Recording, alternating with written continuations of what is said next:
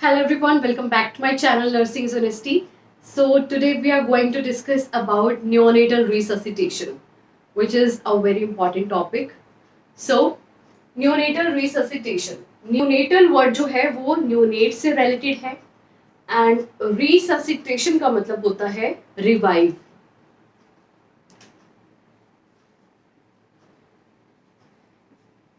Resuscitate करेंगे neonate को जब न्यूनेट क्या हो जाएगा, हाइपोक्सिक हो जाएगा, न्यूनेट को हो जाएगा हाइपोक्सिया. हमने एक टॉपिक स्टडी किया था birth asphyxia. Okay, birth asphyxia हम स्टडी कर चुके हैं. आप ये बोल सकते हो बर्थ एस्फिक्सिया को फिक्स करने के लिए हम न्यूनेट को रिससिटेट करेंगे. ओके, तो रिससिटेशन किस तरीके से दिया जाता है, रिससिटेट किस तरीके से करते हैं. रिवाइव करना होता है. लंग्स के जो भी फंक्शंस हैं, लंग्स कोलैप्स हो जाते हैं, लंग्स अपने फंक्शन प्रॉपर नहीं कर पा रहे हैं, हार्ट का सर्कुलेशन नहीं हो पा रहा है. दैट्स व्हाई हमें न्यूनेट को रिससिटेट करना होता है, क्योंकि न्यूनेट है हाइपोक्सिक, न्यूनेट को हाइपोक्सिया हो गया है, बर्थ एस्फिक्सिया की कंडीशन अराइज हो गई है. तो रिससिटेशन के लिए हम TABCs का यूज करते हैं. Okay, so T stands for temperature. Temperature हमें रेगुलेट करना है, टेम्परेचर को हम रेगुलेट करेंगे, मेंटेन करेंगे. न्यूनेट के टेम्परेचर को रेगुलेट करेंगे, मेंटेन करेंगे. किस तरीके से करेंगे, जैसे ही मदर के वोम से मतलब इंट्रा यूट्राइन एनवायरनमेंट से जब न्यूनेट जो है, जो न्यू बॉर्न है वो एक्स्ट्रा यूट्राइन एनवायरनमेंट में आता है, हमारे एनवायरनमेंट में आता है, तब हम उसके टेम्परेचर को रेगुलेट करेंगे. टेम्परेचर को रेगुलेट किस तरीके से करना है, बेबी को सबसे पहले हम ड्राई करेंगे, आफ्टर दैट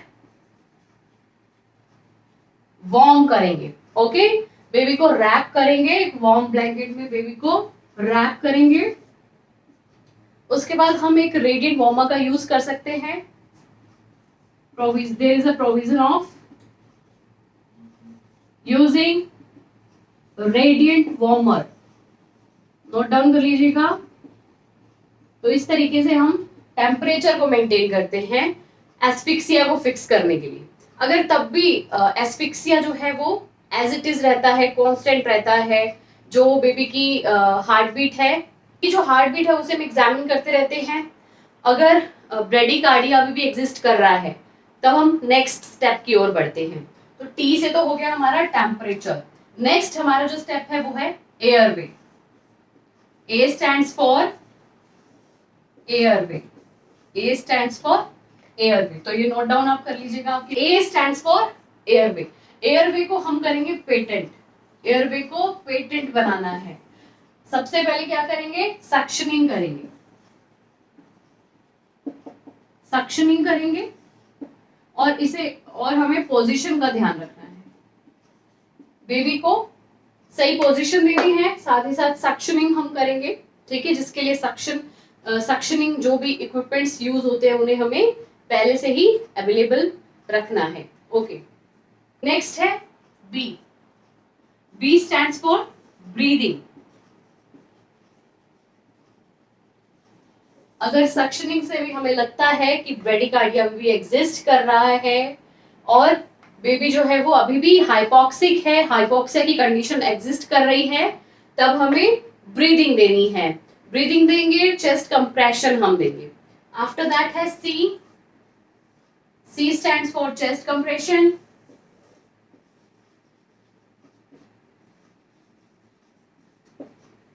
ओके, अब देखिए ये जो TABC मैंने आपको पढ़ाया, temperature, airway, breathing and C stands for circulation, chest compression.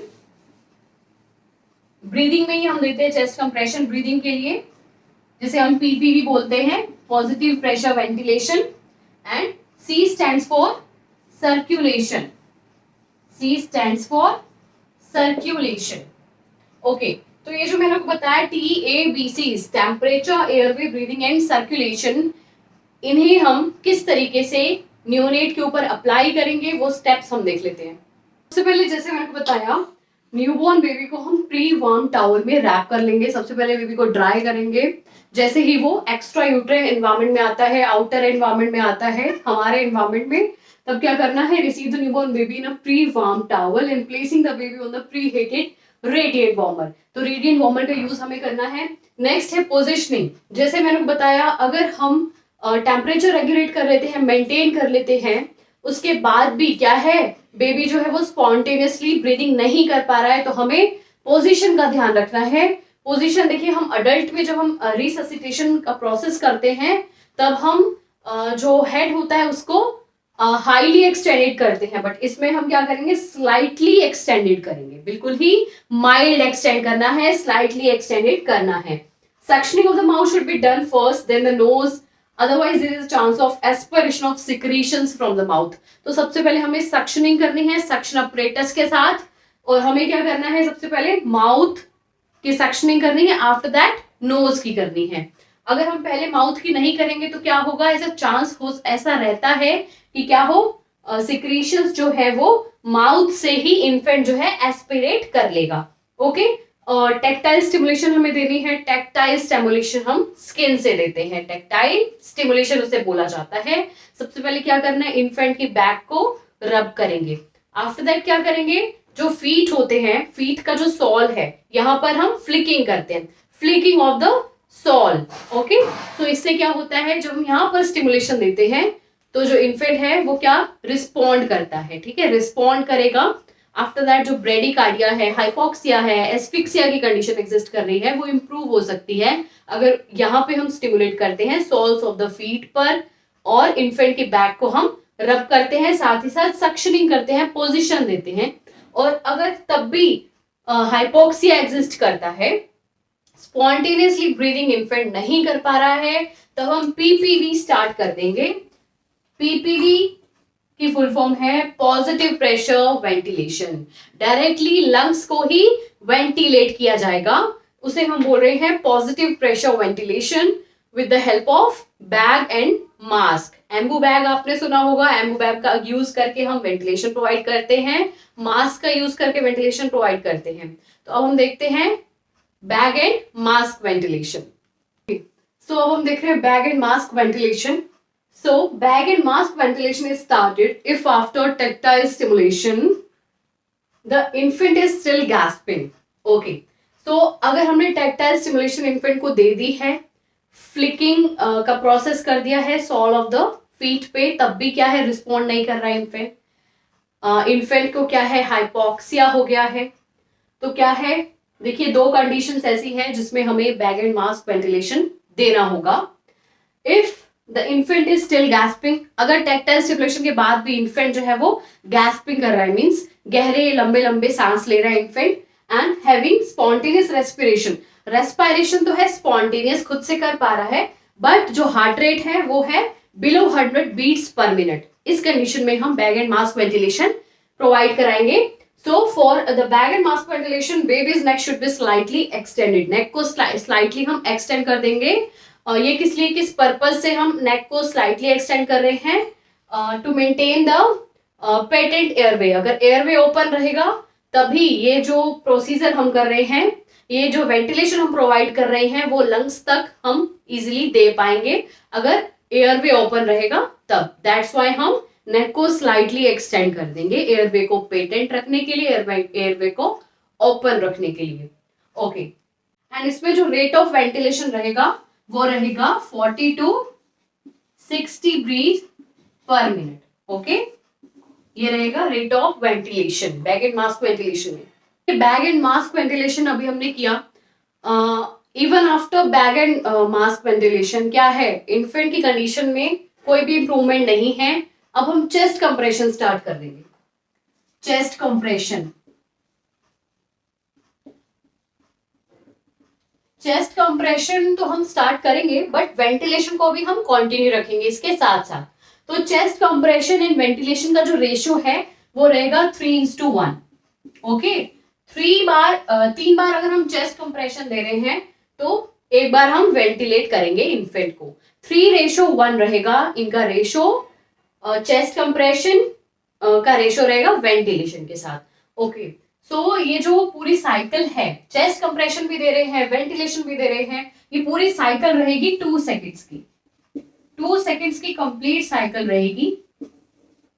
Okay, कि अगर पूरी जो साइकिल है वो 2 सेकेंड्स की है, चेस्ट कंप्रेशन भी दे रहे हैं हम हाफ सेकेंड, वेंटिलेशन भी दे रहे हैं हम हाफ सेकेंड। सो देखिए अगर पूरी साइकिल 2 सेकेंड्स की है तो क्या होगा, 1 मिनट में 30 साइकिल्स हो जाएगी।